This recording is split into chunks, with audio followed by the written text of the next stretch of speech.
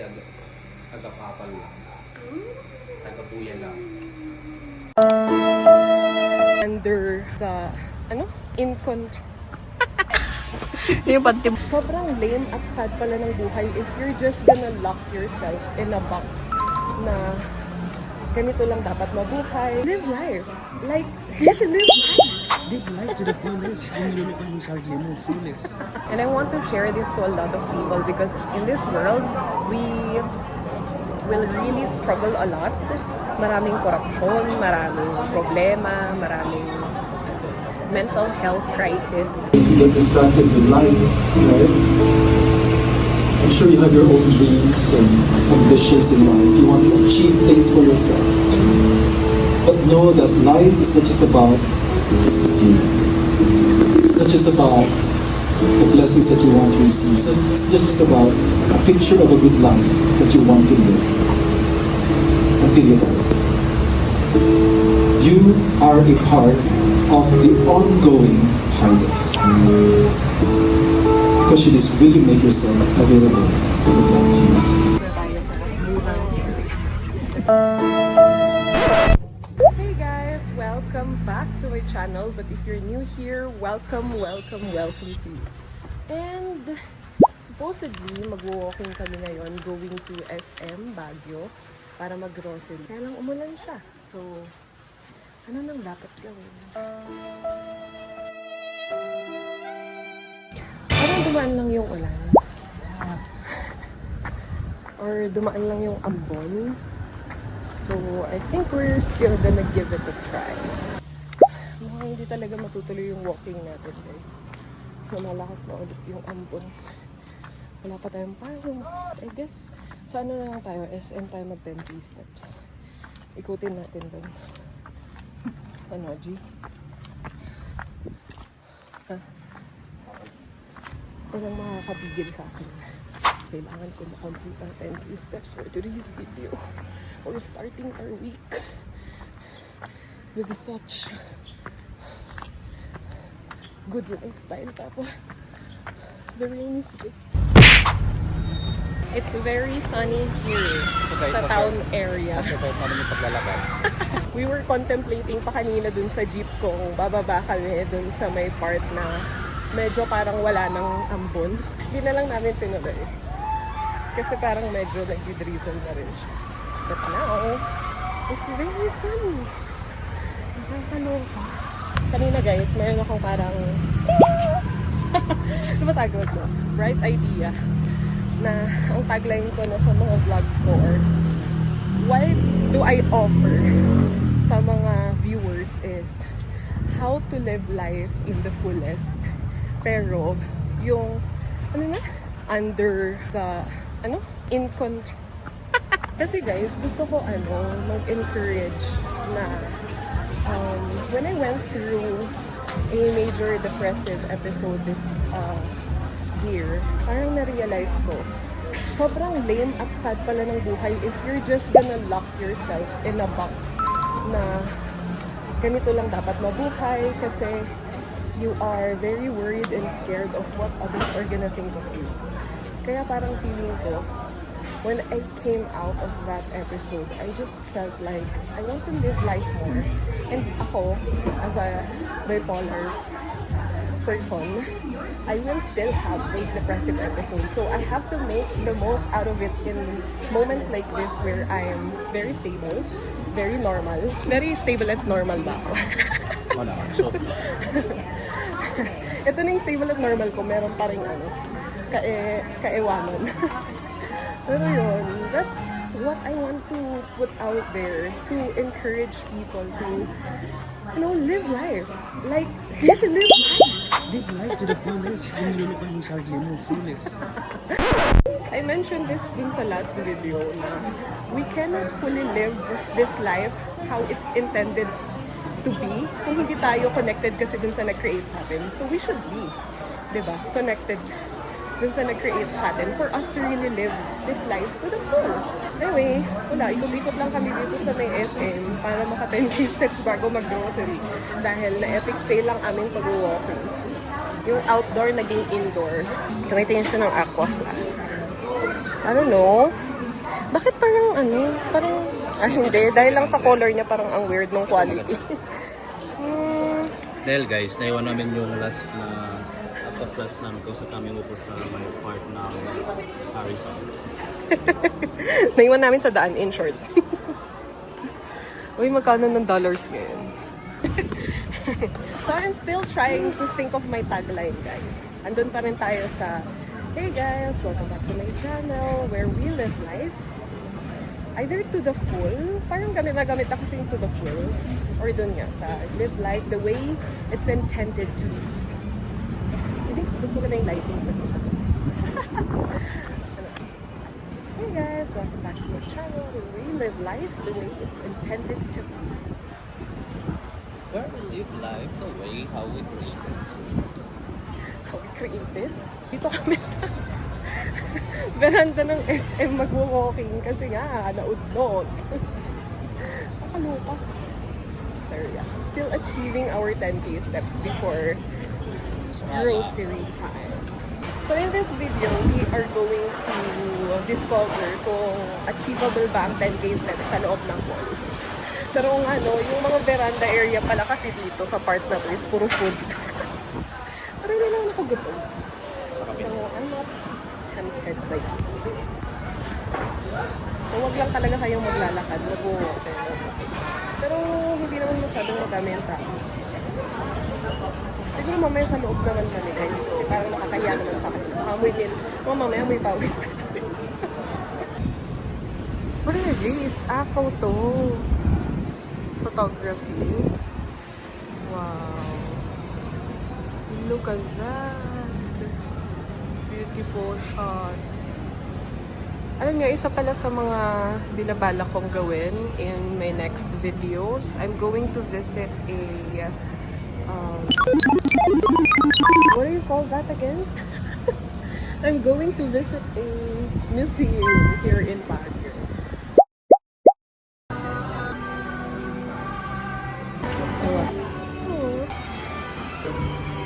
Dito naman kami ngayon sa loob ng Uniqlo, guys. Grocery na tayo, guys, kasi parang it's just so boring. Look at that taxi lane. Hindi pala to walking challenge, guys. Standing challenge. So, snack na kami. Greaseless peanuts. Suggest ko sa inyo na maglalakad kayo. Ano mo? Ikaw to may ayaw. Sabi na ganitong oras yung okay weather. Yung mag-ano ngayon muna siya, mag-release lang yung konti. Tapos biglang Straddling the provinces of Tarlac, Pampanga, and Zambales, Mount Pinatubo. wala ko vlogs gaano this week.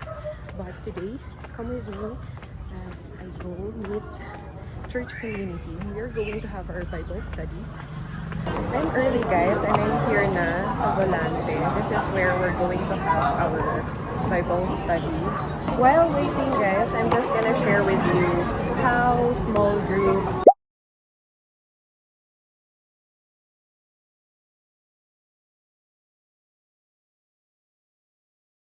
or being connected in a church community helped me with my walk sa pagiging isang Christian or follower of God. I think it really helps so much na meron kang mga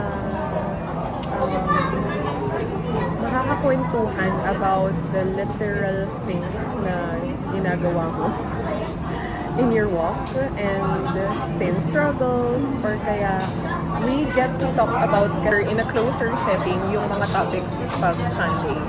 So, pag may mga questions or kaya mga realizations, we get to share it with each other and we get to learn from one another. It really helped me because dito din nagsa-start yung you get to have friendships and it's not a friendship na pipiliin mo. I mean, syempre, that's what the word says, diba? We are to love one another. And in this setting, hindi naman pinipili kung sino yung magiging part of. And it's nice to get to know other people who have different characteristics from me or different personality, and we get to have a common ground, which is our relationship with the Lord. it's a journey. Hindi naman siya agad-agad makakapag-open up ka ng sin struggles. And then trust is also something you build from one another. Pero ayun, pinaka kasi magandang set of friends talaga is those who have the same faith as you, because you're gonna help one another really build your faith more. But of course, the goal is to encourage one another to also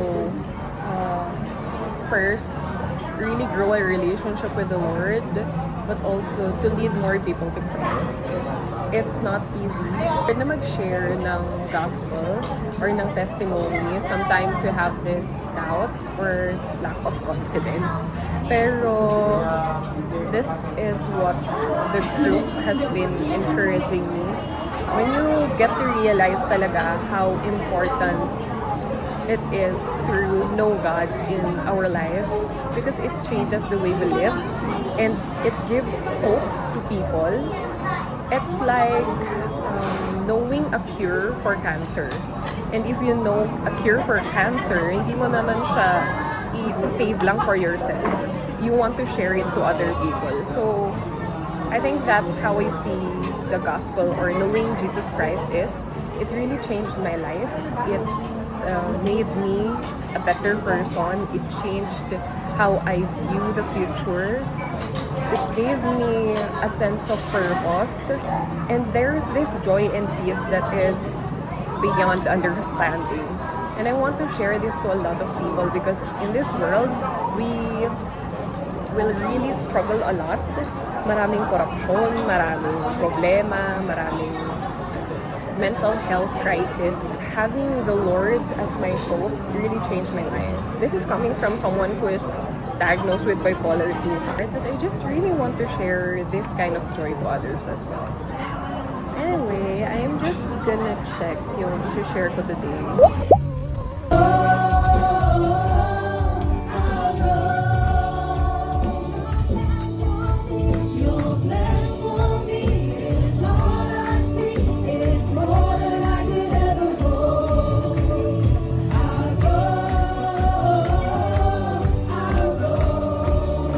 You know, the danger today is not actually opposition. The danger is distraction. We get distracted with a lot of things.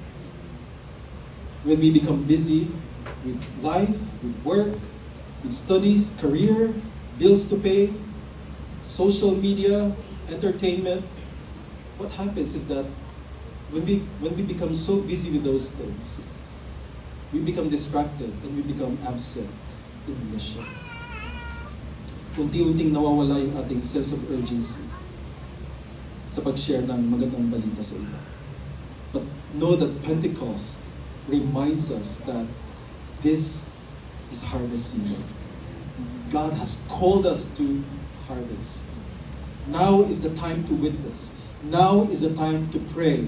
Now is the time to go. Now is the time to give. Andito kami ngayon sa may Fajo Cafe. It's our first time trying. I mean, it's my first time trying with them. So it's their first time. So i-share ko yung takeaway ko kanina. Because nabanggit ko na siya nung last, nung sinishare ko sa inyo yung about dun sa victory group or being part or being connected ni church community. Ang binanggit ko pala dun is yung if you know a cure for cancer, you won't just keep it to yourself. You're gonna share it with other people. And that's what I want to share with you guys. I have cure in the most problematic problem of this world. Problematic problem? Pinaka root cause ng struggles natin sa buhay is kasalanan. Example, yung greed ng mga politicians dito sa Pilipinas. All of those, the root cause is sin. And there's a cure for sin. It's Jesus. So I don't want to keep that to myself. I'm sharing that with you. When we get to know Christ, He is the only one who can change us. We are sinful people. We need saving. we have greed, we have pride, we have covetousness in our hearts. Whether that's little or big, even lying, yung pinaka simplest, maybe we could say na sin, which is lying, is actually in the 10 Commandments. Nandun pa lang, diba? Thou shalt not lie. So, wala talagang walang kahit na sino mang kayang mag-save sa sarili niya. Because For all have sinned and fall short for the glory of God. Muting this to explain it better, so ayon, it just really means that no one is righteous among us. That's why we need God's saving grace. ang problema ng mundo ang kasalanan. That's the root cause of everything. Yung patayan, yung corruption, lahat ng yan. The root cause is sin. And it can only be conquered by the Lord Jesus Christ. So, I'm encouraging you today to accept.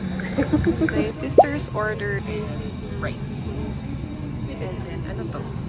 Matcha. Oreo matcha. And syempre, ang kanyang walang katapusang cafe americano. And this is my order. This is chicken bites.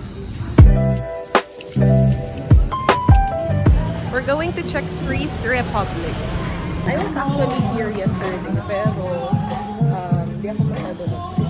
But yeah, today I'm going. Hahanapin ko guys yung iniwan ko kahapon na leather knee-high boots. We have many here and dun sa likod. No. So, may sakto lang siya.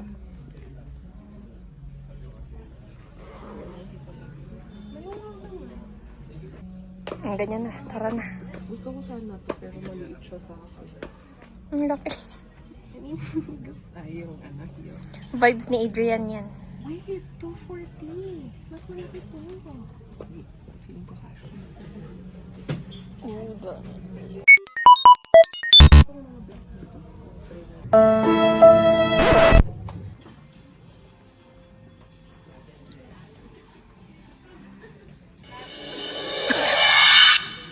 He's here. Look at that face. Hilahin mo. Jordan yan, no? Patawad po.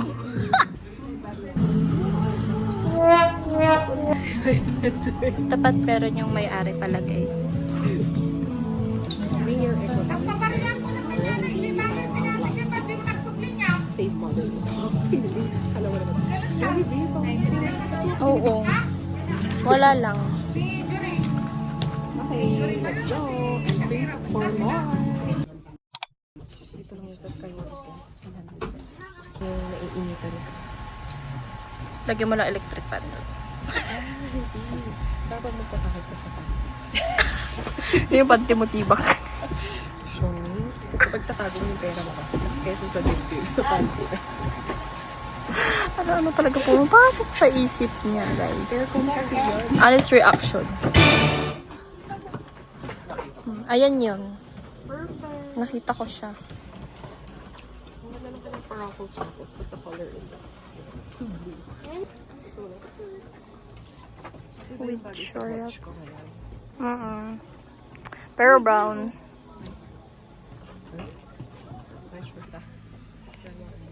Visualize. Ang ganda perfect. Kaya lang ganito yung hindi na ako masyado nililis sa mga ganito. Hindi masyado, hindi talaga. Malang. Masyado siya malaki. How about this? Alam niyo nag-shopping si Mike? I want it. Na para bang magkikita kami sa... Alam mo yung sa Jumanji? Oo. Isa ka sa mga player. Ano ka doon? Pare-parehas sila.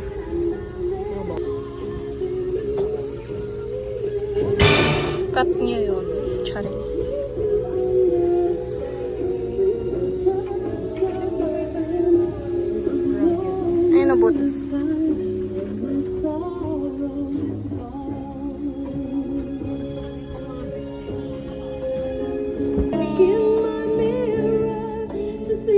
bag.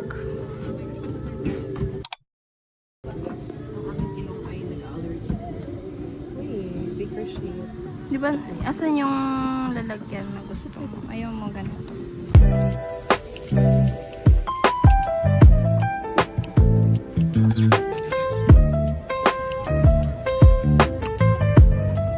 Nandito na tayo sa murang area.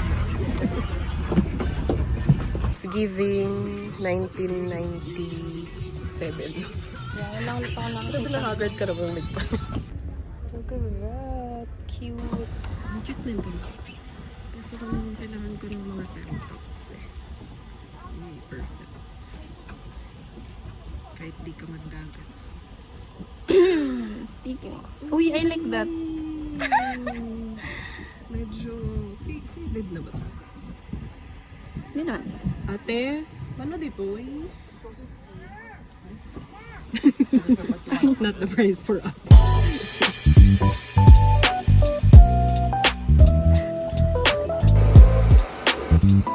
Guys, ganito yung hinahanap kong shape ng dress. A-line dapat. Ayan. Medyo nakikita lang yung inner lining pero gagawa natin ang paraan yan. Yeah. Ito kasi yung bagay sa inverted triangle. Stop! Mukhang naka-sales. Grabe, grabe lang kakagardan. Look at those heels. Honestly guys, this helps so much. Dahil nakahanap na ako ng dress, tank top ko lang. Isang tank.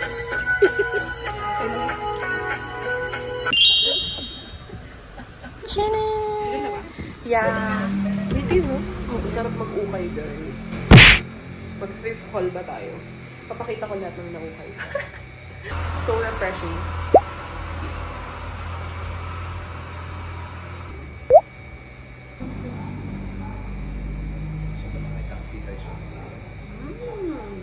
Pero natin agapapal lang.